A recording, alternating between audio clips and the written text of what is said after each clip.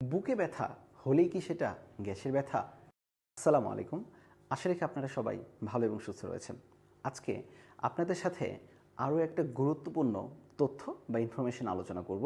সেটি হচ্ছে কিভাবে আমরা আমাদের হার্টকে ভালো রাখতে পারি এবং সেই সাথে বুকে ব্যথা হলেই কি সেটা গ্যাসের ব্যথা?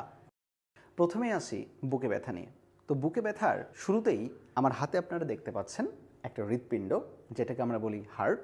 তো এই হৃৎপিণ্ড বা হার্ট কিন্তু আমাদের খুবই ভাইটাল একটা অর্গান এবং এটা ছাড়া আমাদের দেহে কিন্তু রক্ত সঞ্চালন হতেই পারবে না। আমরা অনেকেই মনে করি যে বুকের ব্যথা হওয়া মানেই গ্যাসের ব্যথা, পেটের ব্যথা হওয়া মানেই গ্যাসের ব্যথা। এই ব্যথার যে সাইকেলটা, এই সাইকেলটা থেকে আমাদেরকে একটু বের হতে হবে। একটা সিনারিও, এটা একটা ধরে নিলাম 10 জন মানুষের মধ্যে 8 জন মানুষেরই অনেক ক্ষেত্রে যে বুকে একটু ব্যথা হয়, পেট গুড়গুড় করে ব্যথা হয়, এই ব্যথাগুলো হয়তো বা গ্যাসের ব্যথা। কিন্তু এই যে 2 থেকে 3 জন মানুষের বুকের ব্যথাটা যে গ্যাসের ব্যথা না, এইটা আপনাদের মাথায় রাখতে হবে।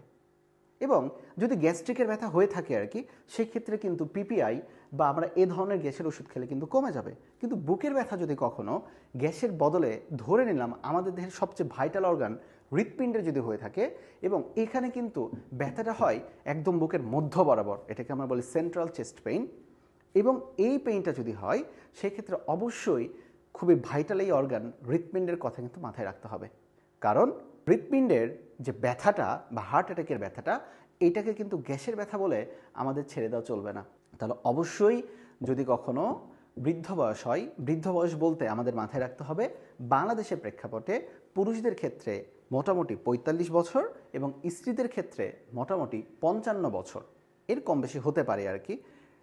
এই সময়কালীনে হৃৎপিণ্ডের অসুখের মাত্রা কিন্তু অনেক বেড়ে যায় এবং বাংলাদেশের ক্ষেত্রে হার্ট অ্যাটাকে প্রত্যেক দিন শত শত কিন্তু মানুষ মারা যাচ্ছে। এবং মারা যাচ্ছে কেন জানেন? সবচেয়ে খারাপ দিকটা হচ্ছে এই গ্যাসের ব্যথা মনে করে তারা খুবই দেরিতে রোগীটাকে হসপিটালাইজড করছে। কিন্তু আমরা যদি এই গ্যাসের ব্যথাটাই সকল কিছুর মূল না ধরে আমরা যদি মনে করি যে বুকে অনেক ব্যথা হচ্ছে বা তার আগের কোনো হার্ট অ্যাটাকের কোনো হিস্ট্রি রয়েছে বা তার স্বাস্থ্য অনেক মোটা, তার দেহে কোলেস্ট্রল অনেক বেশি, এরকম যদি হয় আমাদের উচিত যত দ্রুত সম্ভব হসপিটালাইজড করা। হসপিটালাইজড করলে সুবিধাটা কি? ফার্স্ট অফ অল, যদি সেটা সত্যিই গ্যাসের ব্যথা হয়ে থাকে তাহলে তো খুবই নর্মাল এবিসিডি ট্রিটমেন্ট দিয়ে সেটা সেরে গেল আর কি আমাদের।